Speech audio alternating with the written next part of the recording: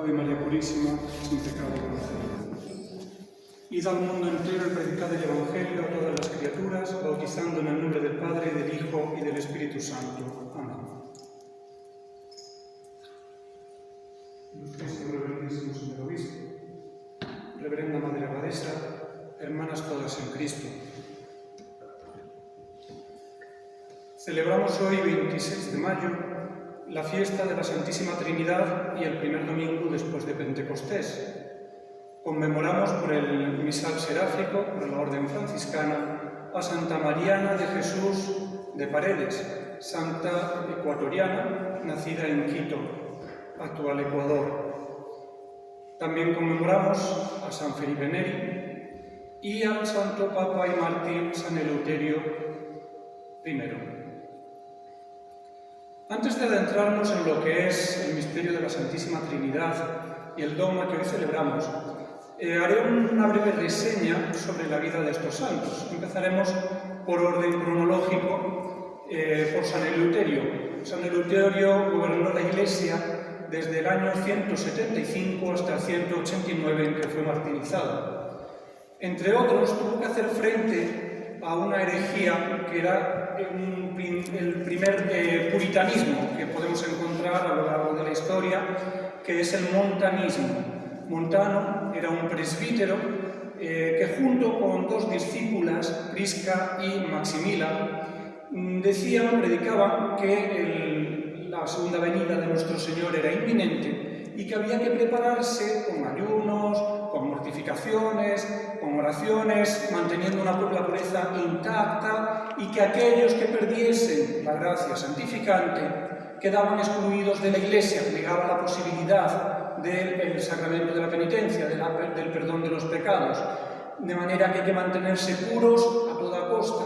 Y además ellos entraban continuamente en trance y decían que eran poseídos por Dios, y Dios mismo y el Espíritu Santo hablaba por medio de ellos, dando mensajes que venían a ser a modo de complemento a las Sagradas Escrituras, incluso dando más importancia a los mensajes que supuestamente ellos transmitían durante sus éxtasis y arrobos, más que a la misma palabra de Dios revelada en la Sagrada Escritura. Además, defendían también una herejía trinitaria contra el misterio de la Santísima Trinidad, que era el modalismo.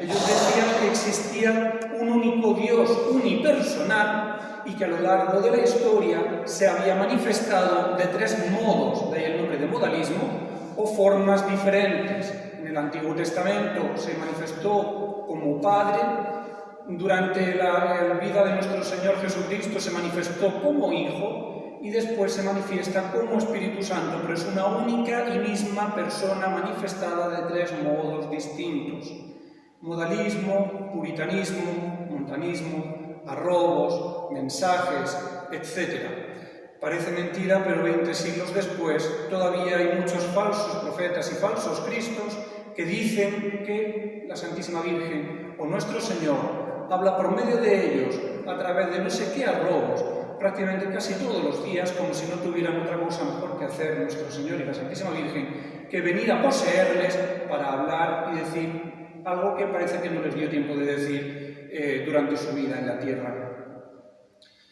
San Eleuterio, por lo tanto, combatió fervientemente el montanismo y también el modalismo. San Felipe Neri vive en el siglo XVI, florentino, nacido en 1515 y muerto en 1595 a la edad de 79 años. Fue ordenado ya en una edad más bien tardía, con 36 años. De joven marchó a Roma y en Roma se encontró con una Roma en la cual los cardenales eran más príncipes renacentistas y del mundo que príncipes de la Iglesia, más preocupados por las cosas terrenales que por las espirituales. Se encontró también con un clero, con unos sacerdotes en Roma que apenas celebraban misa, dejaban caerse los templos y descuidaban la asistencia de las almas.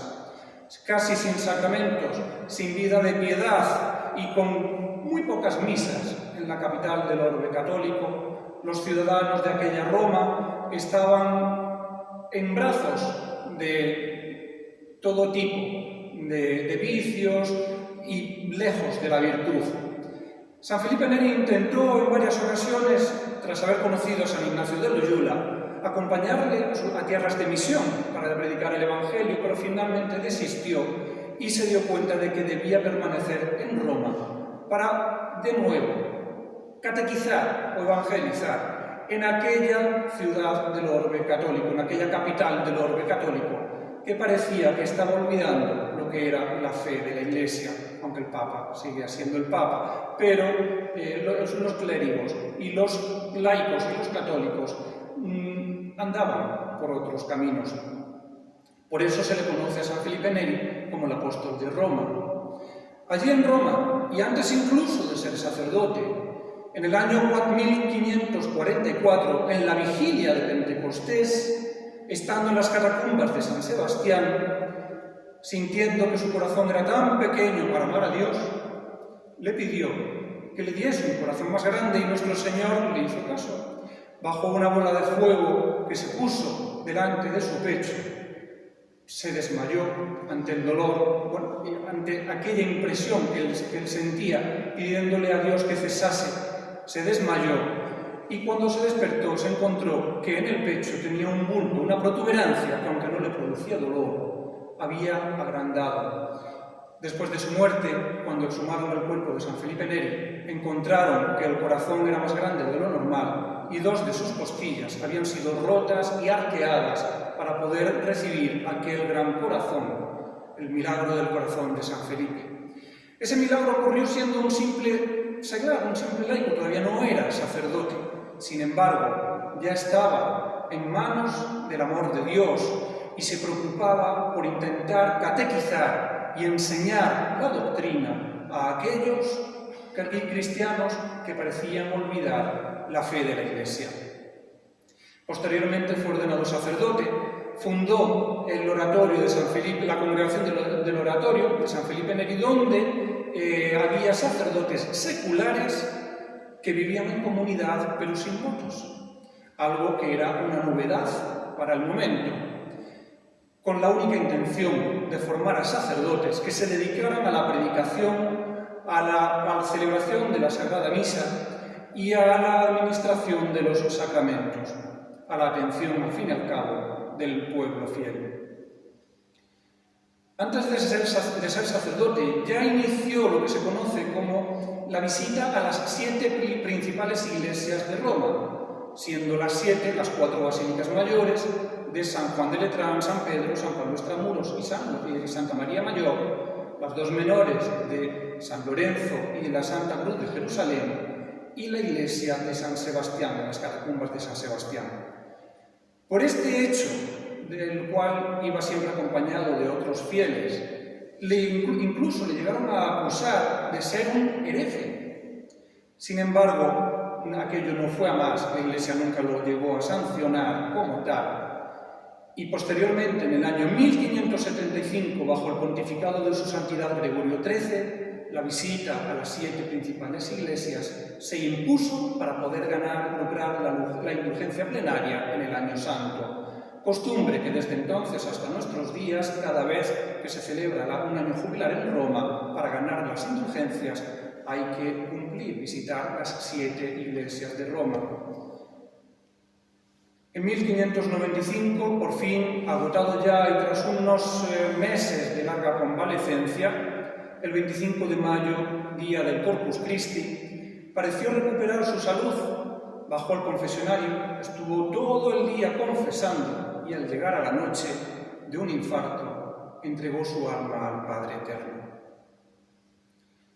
Santa Mariana de Jesús de Paredes vivió en el siglo XVI, poco después de San Felipe Neri.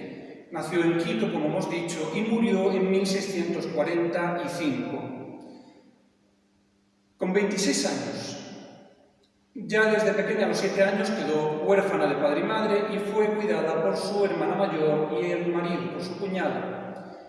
Ella era hija de un capitán y de una aristocrática, era de familia noble. Ya desde muy pequeña tuvo tendencia a la virtud, a la vida de oración y de penitencia, e intentó arrastrar tras ella a todos los que podía, a los miembros de su familia, a sus sobrinas más pequeñas, de la misma edad que ella, y a todos los que podía, catequizando a los indígenas, catequizando a los indigentes y ayudándoles en todas las necesidades, en la medida de sus posibilidades. Intentó entrar en vida religiosa en 2 ocasiones, pero le fue prohibido, y finalmente fue admitida como miembro de la Orden Tercera de San Francisco. Poco antes de su muerte, hubo unos grandes terremotos en Quito, y en un sermón de un jesuita en la iglesia de la Compañía, este sacerdote elevó su súplica a Dios pidiendo: Señor, toma mi vida a cambio de cesar estos terremotos.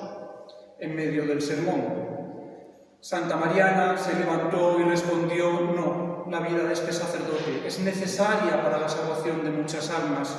Señor, la mía no es necesaria. Tómala para que cesen los terremotos. Al salir de aquel sermón, empezó a sentirse enferma. Los terremotos cesaron. Poco después, durante su convalecencia, le tuvieron que hacer varias sangrías y la criada de la casa derramaba la sangre en un rincón en concreto del jardín. Días después, en aquel rincón, nació una gran y bella azucena, por lo que se le conoce también como la Azucena de Quito, a Santa Mariana Jesús de Paredes. En cuanto al ciclo litúrgico, me gustaría hacer ahora una breve reseña, porque empezamos un nuevo tiempo litúrgico. Como hemos comentado en otras ocasiones, la Sagrada Liturgia gira en torno a los principales misterios de nuestra fe, de Cristo, mejor dicho, que es la Encarnación y la Redención. No obstante, el año litúrgico está compuesto por 2 ciclos que van rotando y superponiéndose uno a otro. El ciclo propiamente litúrgico es un ciclo cristológico. Como hemos dicho, gira en torno a la preparación para el misterio de la redención, con los domingos de Adviento, la celebración del misterio de la redención con el tiempo de Navidad hasta Epifanía y la prolongación del tiempo de la Encarnación con los domingos después de Epifanía. Le sigue luego el misterio de la redención. Empezamos con la preparación del tiempo del misterio de la redención, con el tiempo de Septuagésima, Cuaresma y las semanas de Pasión. La celebración del misterio de la redención por medio del tiempo pascual, los 50 días que van desde Pascua hasta Pentecostés. Y la prolongación del tiempo de la celebración de la redención, del misterio de la redención, que son los domingos de después de Pentecostés. Podemos decir que durante los 6 primeros meses, desde diciembre hasta aproximadamente mayo, todo gira en torno al ciclo cristológico. En esa primera mitad del año litúrgico, en esos primeros 6 meses, los domingos también prevalecen a los de las fiestas de otros santos, pues son los misterios de Cristo, nuestro Señor.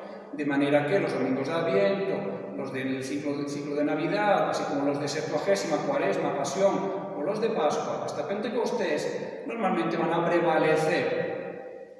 Sin embargo, después de Pentecostés comienza el tiempo de después de Pentecostés, que son otros 6 meses, desde aproximadamente mayo hasta diciembre. En esa segunda parte del año litúrgico, ahora va a prevalecer el ciclo santoral. ¿Por qué? Porque, como decíamos el domingo pasado, además el ciclo litúrgico nos recuerda el reinado de la Santísima Trinidad, el reinado del Padre desde la creación hasta la encarnación, enseñando, gobernando a la humanidad por medio de las leyes que Él dicta a los profetas, patriarcas, etc. El reinado del Hijo, desde la encarnación hasta la ascensión, en el que Dios se hace sensible y visible y nos viene a la tierra para redimirnos y para divinizar nuestra humanidad. Y el reinado del Espíritu Santo, que va desde Pentecostés hasta la segunda venida de nuestro Señor Jesucristo. Como decíamos el domingo pasado, estamos actualmente en el reinado del Espíritu Santo. Cristo nos redime, Él cumple la redención, pero el Espíritu Santo la consuma, manteniendo, transmitiendo las gracias, la gracia santificante y las gracias obtenidas por los méritos de la pasión, muerte y resurrección de nuestro Señor a sus fieles por medio de los sacramentos. Es el Espíritu Santo el que nos introduce en el cuerpo místico de Cristo por el bautismo, el que nos fortalece con la confirmación y con sus dones, el que nos lava de nuestras almas de los pecados y sobre todo del pecado mortal, tras haber caído en él por medio de la confesión, el que transmite la capacidad de transmitir el sacerdocio por medio del Sagrado Orden, el que, así como en el momento de la encarnación cubrió a la Santísima Virgen con su sombra para que se hiciera posible la encarnación, en el momento de la consagración cubre al sacerdote para hacer posible que Cristo nuestro Señor se oculte tras las especias del pan y del vino con agua. Es el Espíritu Santo el que cura nuestras almas y aún también incluso nuestros cuerpos con el sacramento de la Sagrada Unción, de la Extrema Unción, y es Él el que hace uno a dos carnes distintas para que sean un solo cuerpo, una sola carne, y las une con el vínculo sagrado del matrimonio. Estamos, por lo tanto, en el gobierno, en el reino del Espíritu Santo. Por eso, así como el Espíritu Santo actúa por medio de aquellos a los que introduce en el cuerpo místico de Cristo, en su Iglesia, los talla, los modela y los hace relucir con las gracias derramadas sobre las almas.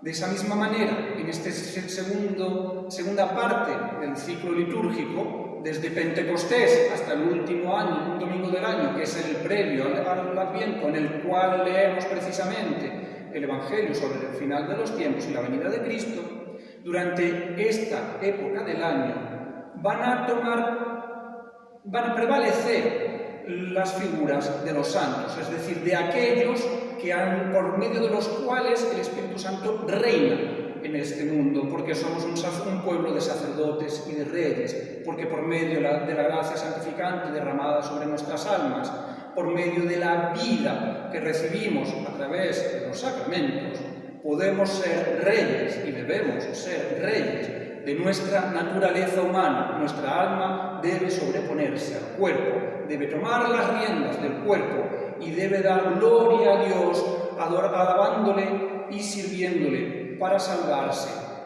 llegado el momento de rendir cuentas al Altísimo.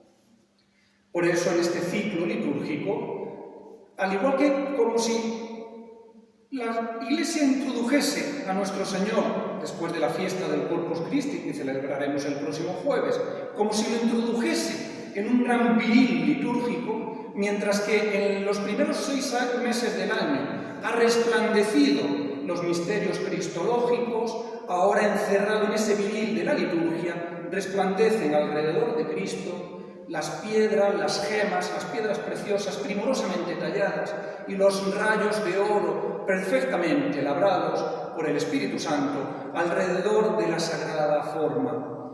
Por eso, en este tiempo, en los domingos, veremos sobre todo las fiestas de los santos. En cuanto a la Santísima Trinidad, ¿cómo podríamos explicarla de manera que lo podamos entender, aunque es un misterio verdaderamente inexplicable, insondable? Ya aparece en las Sagradas Escrituras, tanto en el Antiguo Testamento como en el Nuevo. En el relato del Génesis, en el que se nos habla de la creación, nos dice que Dios crea, y dijo Dios, haya luz, y se hizo la luz, que haya agua, y se hizo el agua. Dios crea por medio de la palabra, de su palabra, que es creadora. Y luego nos dice que el Espíritu de Dios se cernía, se movía sobre las aguas, vivificándolo todo. Ahí vemos una manifestación perfecta de la Santísima Trinidad. Porque si Dios fuese una única persona, como dicen los pérfidos judíos, si fuese una única persona, si fuese unipersonal, al ser omnipotente, Dios no necesita hablar para crear. Dios no necesita nada, simple y llanamente crea. Si afirmamos que Dios es unipersonal, pero crea por medio de la palabra, esa palabra sería una especie de herramienta, pero como solo Dios puede crear, no podría ser eficaz. Necesariamente la palabra tiene que ser Dios. Y cuando dice que el Espíritu de Dios vivificaba y se movía sobre las aguas, de igual manera es el Espíritu Santo el que da vida, es el que vivifica. Pero si fuese una fuerza o energía de Dios, Dios no sería plenamente omnipotente, sino que necesitaría una fuerza o una expresión, una manifestación de su poder para vivificar, y no sería Él quien vivificaría. Y esa fuerza necesariamente tendría que ser Dios, y si no fuera Dios, pues Dios es vida, no podría vivificar. Con lo cual, necesariamente, en el relato del Génesis se nos está manifestando el misterio de la Santísima Trinidad, porque efectivamente Dios es quien crea por medio de la palabra, del Verbo, que es Dios, no una mera herramienta, sino Dios mismo, y vivifica por medio del Espíritu Santo, que es Dios. De igual manera, en el Nuevo Testamento, cuando nuestro Señor envía a los apóstoles, que es el Evangelio que hemos leído hoy, diciendo, id al mundo entero, predicando el Evangelio y bautizando en el nombre del Padre, del Hijo y del Espíritu Santo, está afirmando taxativamente que el Padre, el Hijo y el Espíritu Santo son Dios. Porque, ¿qué es el bautismo? Nos dice Cristo nuestro Señor que debemos nacer por el agua y el Espíritu. Por medio del bautismo nacemos al Espíritu. Si solo Dios es la vida y solo Dios puede transmitir vida, por medio del bautismo nacemos, y por lo tanto el bautismo tiene que ser en nombre de Dios. No puede ser en nombre de Juan, ni de Pedro, ni de Pablo, ni de cualquier persona que no sea capaz de transmitir vida, que no sea vida. Por lo tanto, al decir Dios, Cristo nuestro Señor, bautizad en el nombre del Padre y del Hijo y del Espíritu Santo, está afirmando que el Padre y el Hijo y el Espíritu Santo son vida, son capaces los tres de dar vida, de hacernos renacer en el Espíritu. Es Dios quien crea el alma, quien crea al hombre, y es Dios quien nos hace nacer en el Espíritu, tanto el Padre, el Hijo y el Espíritu Santo, y debemos de ser bautizados en el nombre de las tres divinas personas. San Atanasio nos pone un ejemplo del que ya hemos hablado en otras ocasiones.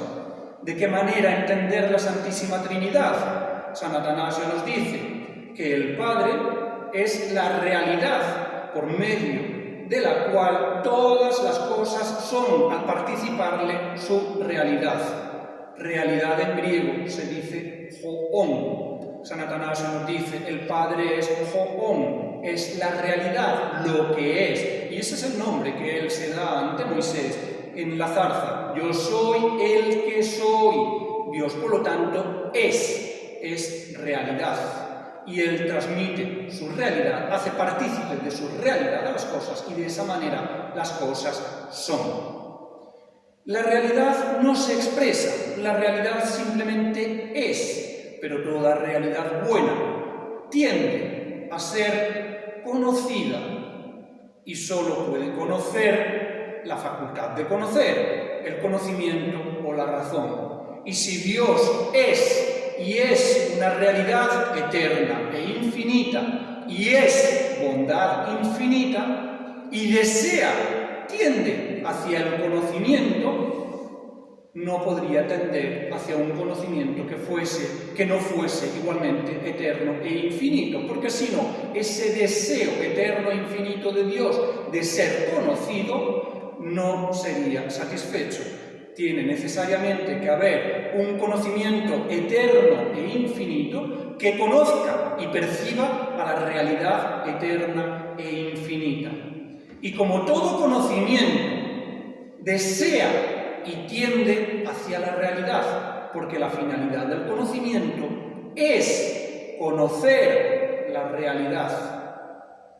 Conocimiento en griego se dice hologos, y en latín verbum, verbo o palabra en español. La segunda persona de la Santísima Trinidad es el conocimiento o razón eterna e infinita capaz de conocer a la realidad eterna e infinita. Por eso nos dice Cristo en el Evangelio, solo el Padre, el Hijo conoce al Padre, y aquel a quien el Hijo se lo quiera revelar. Así como la realidad tiende hacia el conocimiento y desea ser conocida, y su deseo es eterno e infinito, igual que ella, el conocimiento eterno e infinito desea, con un deseo eterno e infinito, tender hacia la realidad para conocerla. Y ese deseo o tendencia eterna e infinita que parte del Padre como realidad hacia el conocimiento y que parte del Hijo como realidad, como conocimiento hacia la realidad, no es sino ese vínculo de amor, esa tendencia voluntaria del uno hacia el otro, del otro hacia el uno, que es la caridad eterna e infinita, charité en griego, la caridad, el amor, el Espíritu Santo. De esa manera, nos dice San Atanasio, podemos entender la Trinidad. El Padre es realidad, el Hijo es conocimiento, el Espíritu Santo es la tendencia, el deseo voluntario del uno al otro. Y así como la realidad no se expresa, es el conocimiento el que después de haber conocido y percibido la realidad, la encierra en signos o palabras para poderla expresar. Es como si estuviese encerrando la realidad para hacerla sensible a través de un signo y poder ser expresada. Por eso, necesariamente, tuvo que ser la segunda persona de la Santísima Trinidad, el conocimiento eterno e infinito, quien se hiciera sensible y visible, encerrando en el signo de su humanidad la divinidad eterna e infinita, para hacerse sensible y visible a los hombres y poder así hablar al corazón del hombre, para que el hombre pudiera conocerlo y verlo con sus propios ojos. Nos dice también San Atanasio sobre la Santísima Trinidad, porque afirmamos que el Hijo es engendrado por el Padre. El Padre no es creado, el Hijo es engendrado, pero no quiere decir que sea creado. ¿De qué manera, nos dice San Atanasio, es engendrado el Hijo por el Padre?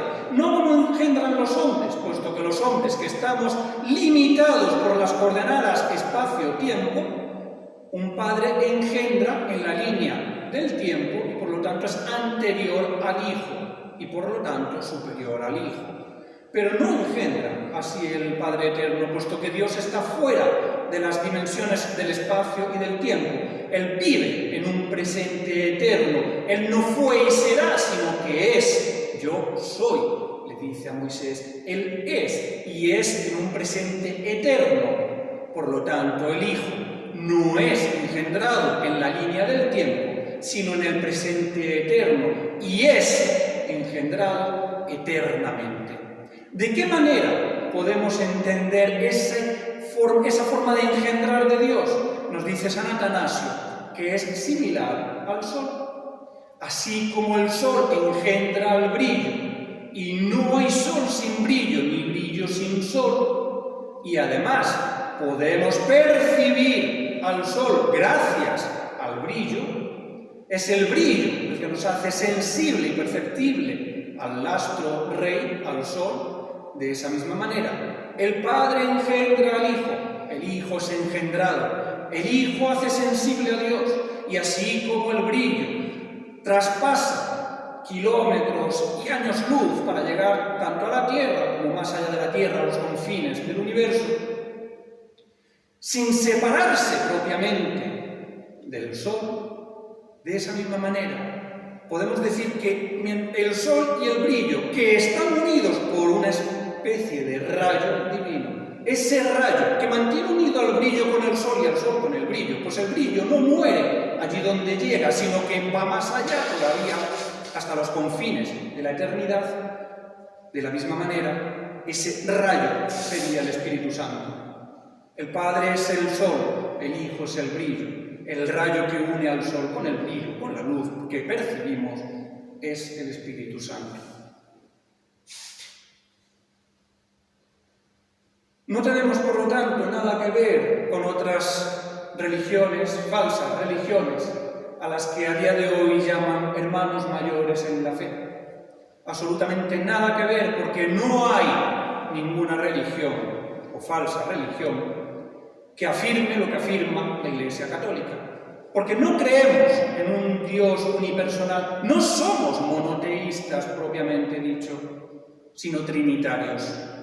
Creemos en un Dios trino, 3 personas y un solo Dios.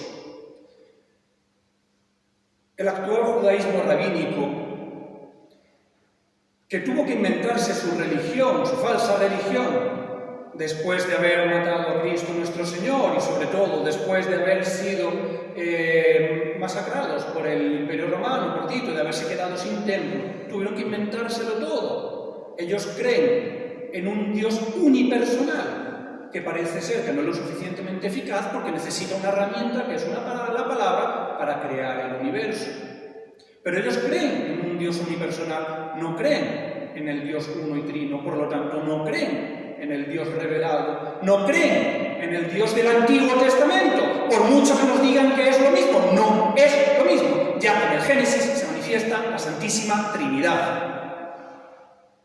No es el mismo Dios, no son hermanos mayores en la fe, es un pueblo que ha abjurado de su fe, que tras haber recibido la revelación por medio de los profetas y de los patriarcas, se han apartado de ella y han sido infieles y perjuros, han sido pérfidos porque han perdido y han traicionado la fe recibida.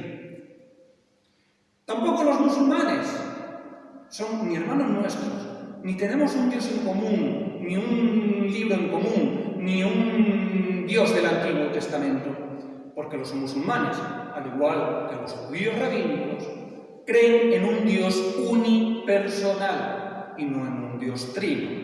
Y además fue una especie de sincretismo lo que hizo Mahoma del nestorianismo, que es una herejía que atenta contra la esencia de la Santísima Trinidad y la divinidad del Hijo. Surgió básicamente del nestorianismo y del judaísmo que había en torno a la Meca, intentando monopolizar el culto de las falsas religiones que había en la Meca, donde había un montón de ídolos a los que venían a peregrinar todos los idólatras a lo largo del año, para poder así controlar el comercio de las peregrinaciones con un único Dios unipersonal. Pero no es el Dios trino, revelado, no es el mismo Dios en el que creemos los católicos, no tiene nada que ver. Y además, si se fijan a lo largo de la historia, tanto que hablan ahora de 3 religiones monoteístas, la única religión verdadera, que es la de la Iglesia Católica, ha ido siempre en contra de las creencias del mundo. Mientras que todos los pueblos tenían un panteón de dioses, veían la naturaleza y asignaban divinidades a los hechos de la naturaleza, solo Dios revelado por medio de los profetas y de los patriarcas en el Antiguo Testamento, solo Él nos habla de que es único. Y podrán decirme algunos, pero bueno, ¿y el zoroastrismo? Zoroastro vivió en el siglo VII, fue coetáneo de Darío y de Ciro, o de Ciro, mejor dicho, de Darío. Ya habían pasado los judíos, los habitantes del reino de Judá, ya habían pasado por el cautiverio de Babilonia. Ya se conocía allí en Babilonia al Dios de los judíos, al Dios revelado en el Antiguo Testamento. Estamos hablando del siglo VII. Hay quienes dicen que algunos textos se remontan al siglo XIII a.C., o aún incluso al siglo XVII, cuando se refieren, por ejemplo, al mazdeísmo. Da igual, igualmente. Abraham vivió en torno al año 2000 a.C., 20 siglos antes. Él salió en el año 2000 a.C. de Ur de los Caldeos. Todavía no se hablaba de un único Dios, ni de Ahura Mazda, ni de nada en absoluto en Babilonia. Es Abraham el que sale porque Dios se le revela y le dice: ve a donde yo te diga, deja la casa de tus padres. Y luego Moisés vivió en torno al año 1200, en el siglo XIII, junto con Ramsés II, el faraón de Egipto. Por lo tanto, la revelación es muy anterior a Zoroastro o a cualquier otra supuesta religión monoteísta. ¿Quién copió a quién? Que no nos engañen, que no les engañen, porque ninguna religión en el mundo, ninguna falsa religión en el mundo, ha hablado de un Dios único antes de la revelación. Ninguna. Y Dios viene revelándose desde el primer momento. Absolutamente, desde el primer momento. Adán y Eva lo conocieron cara a cara. Pero la humanidad se fue apartando de Dios y según se iba apartando de Dios, iba inventándose falsos ídolos. Solo desde Adán hasta nuestros días la Iglesia Católica ha defendido la fe en un único y trino Dios, el mismo que aparece ya en la creación del mundo, en el Génesis, el mismo en el que Cristo manda a sus apóstoles bautizar en el nombre del Padre, del Hijo y del Espíritu Santo. Por eso, además, en este ciclo litúrgico, después de que Cristo nuestro Señor asciende a los cielos y envía al Paráclito, y los apóstoles empiezan a predicar y bautizar en el nombre del Padre, del Hijo y del Espíritu Santo, empieza de manera real el reinado del Espíritu Santo en la Iglesia. El cuerpo místico de Cristo. Si el Espíritu Santo es el espíritu, el alma de la Iglesia, Cristo nuestro Señor, oculto en las sagradas especies, en la sagrada Eucaristía, es el corazón desde el que se bombea la sangre al cuerpo por medio de los canales de gracia que son los sacramentos.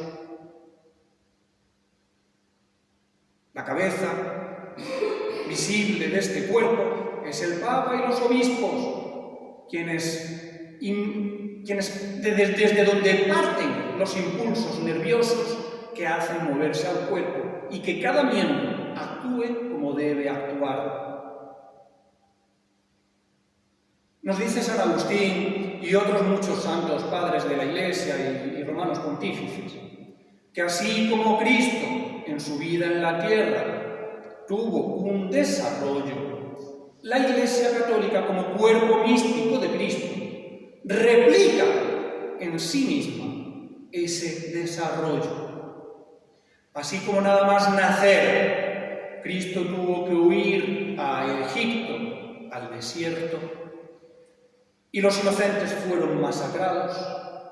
De la misma manera, nada más nacer, la Iglesia tiene que huir al desierto y a las catacumbas, y sus hijos inocentes son masacrados y martirizados. Durante su adolescencia y la vida oculta, Cristo se sometió a sus padres. De la misma manera, desde la paz de Constantino hasta el siglo XVI, la Iglesia, en paz, enseña, al igual que Cristo también enseñó en el templo a la edad de 12 años, enseña y predica el Evangelio sin tantas persecuciones. Empieza a construir iglesias, templos, catedrales, se empieza a expandir la cristiandad por el orbe. Y así como Cristo, a partir de los 30 años, durante los 3 últimos años de su vida, predicó y evangelizó, enseñando la verdad revelada, de esa misma manera, a partir del siglo XVI, la Iglesia comienza la gran labor evangelizadora de todo el orbe. A partir del siglo XVI, la Iglesia llega por fin a los 5 continentes. El Evangelio ha sido predicado ya a todas las naciones. Se ha terminado el tiempo de la predicación, se ha terminado la vida pública de Cristo. Ahora viene el eclipse de Cristo, de la humanidad de Cristo, que muriendo vence. De la misma manera, una vez que el Evangelio ha sido predicado a todas las naciones, y esto nos lo dice nuestro Señor en el capítulo 24 de San Mateo, que se lee en el último domingo del año, De esa misma manera, una vez que ya el Evangelio ha llegado a todas las naciones, viene el eclipse de la Iglesia. La Iglesia ha sido eclipsada. No deja de existir, ni mucho menos, ni se ha deformado, ni mucho menos, sino que ha sido eclipsada, como fue eclipsada la divinidad en la pasión de nuestro Señor Jesucristo. Pero en ese eclipse, Cristo venció. En ese eclipse, de igual manera, la Iglesia vence, la Iglesia resurgirá de ese eclipse completamente victoriosa.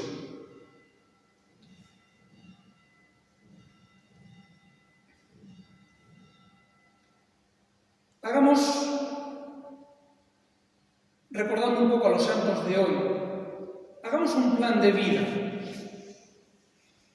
Así como San Eleuterio combatió el modalismo y el montanismo, las herejías del momento, hoy en día, siempre, porque ya lo vemos que en el siglo II ya hizo falta combatirlo, pero hoy en día cada vez más es necesario combatir ese neomontanismo de esos falsos profetas y falsos cristos que dicen que Dios los posee para hablar por medio de ellos. Dios no puede, ni podrá jamás, poseer un cuerpo. Simple y llanamente, porque sería contrario a Él. Él quiere que le amemos y le sigamos con nuestra voluntad, por lo tanto, Él jamás va a suprimir nuestra voluntad, que es por lo que nos asemejamos a Dios, por la voluntad y por el entendimiento. Él no va a suprimir nuestra voluntad. Dios no va a poseer, ni ha poseído jamás a ningún ser humano. Combatamos, por lo tanto, a esos falsos cristos, a esos falsos profetas, y sobre todo, con el testimonio de nuestra vida, con el testimonio de la fidelidad a Cristo y a su Iglesia, al igual que hizo San Felipe Neri, quien sin ser sacerdote catequizaba en una Roma que parecía haber perdido la fe. Sin ser sacerdote, su corazón fue agrandado hasta el punto de quebrarle 2 de sus costillas. No hace falta ser sacerdote para amar a Dios y amarlo inmensamente. Den testimonio con su vida.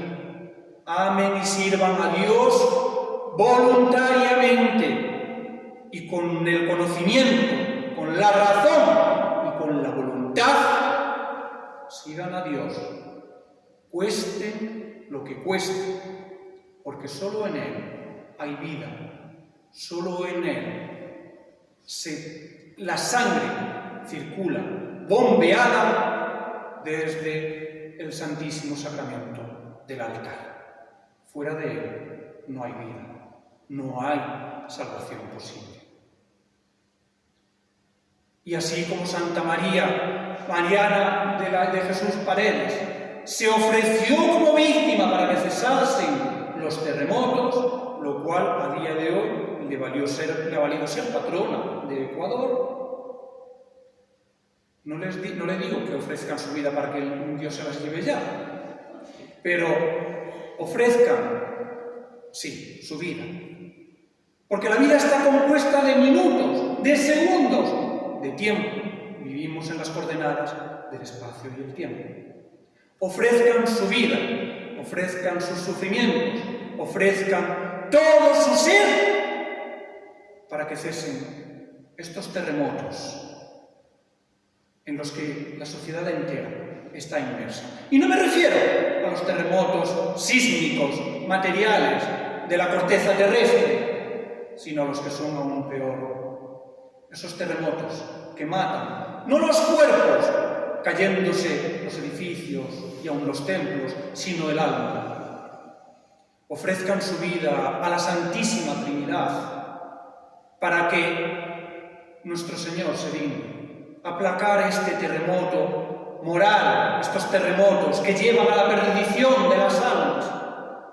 Y como lo más necesario para que la Iglesia vuelva a resplandecer y a resurgir sin ningún obstáculo que se oponga entre la humanidad y ella, como para eso hace falta un romano pontífice.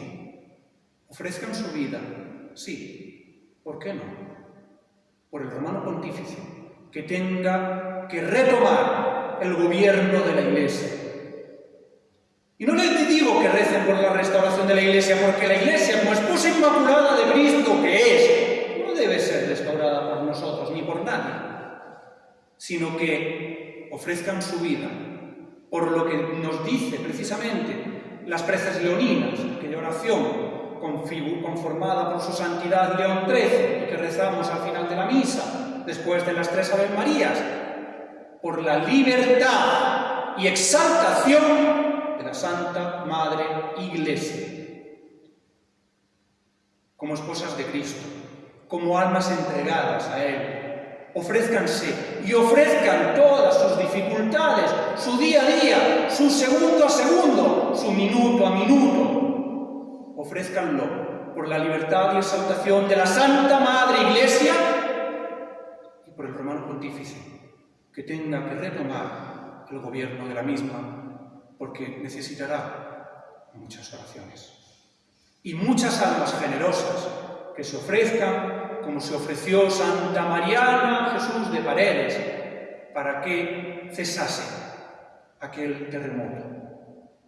Y de esa manera, cuando en el día a día, en el martirio del día a día, del cotidiano, vayan derramando ustedes su sangre de manera mística y espiritual, allá por donde vayan, puedan hacer por donde ustedes pasan azucenas que nos recuerden la pureza y la belleza de la verdad revelada, de la verdad transmitida y enseñada por la Iglesia Católica, guiada por el Espíritu Santo, hasta el final de los tiempos, que venga nuestro Señor, no ya como Rey misericordioso, sino como justo juez, porque la primera venida fue venida de misericordia, la segunda será venida terrible, venida de justicia, terrible para el que no haya sido fiel, terrible para el que no haya obedecido a Cristo.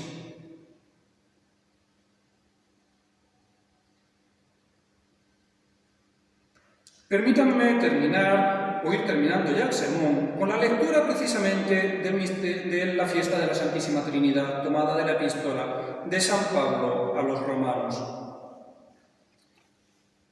Oh profundidad de las riquezas de la sabiduría y ciencia de Dios, cuán inescrutables son sus juicios incomprensibles, sus caminos, porque ¿quién conoció los designios del Señor? ¿O quién fue su consejero? ¿O quién primero le dio a él para que le sea recompensado? Porque de él, y por él, y en él, son todas las cosas. A él sea la gloria por todos los siglos de los siglos. ¿De qué manera son de él las cosas?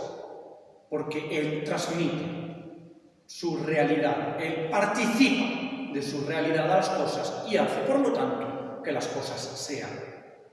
¿De qué manera son por él las cosas? Porque él, al expresarlas, las crea, las hace sensibles. ¿Y de qué manera son en él las cosas? Porque Dios, que es vida, y el Espíritu Santo es el vivificador y el santificador, sin él nada puede ser, y todo es en él. Por él, de él, por él y en él, nos dice San Pablo. El domingo de hoy, además de celebrar la fiesta de la Santísima Trinidad, es el primer domingo después de Pentecostés. Y en ese primer domingo nos habla San Pablo de que debemos amar a Dios, porque Dios nos ha amado primero entregando a su Hijo único. Y Cristo en el Evangelio nos recuerda que un ciego no puede guiar a otro ciego, porque si no, los dos caerán en el hoyo. y que no debemos intentar quitar la mota del ojo ajeno sin quitar antes nuestra propia vida. Hermanas, han dado un paso muy importante, han quitado una gran viga de la visibilidad que les impedía ver verdaderamente la verdadera doctrina, la verdadera fe, la verdadera Iglesia. Ya han dado ese paso. Mantengan esa actitud continuamente, también en su vida interior, día a día, como les acabo de decir, y ayuden en la medida de lo posible a que otros vean, pero sobre todo y ante todo, con el ejemplo y con la vida.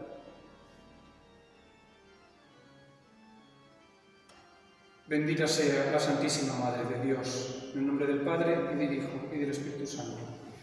Amén.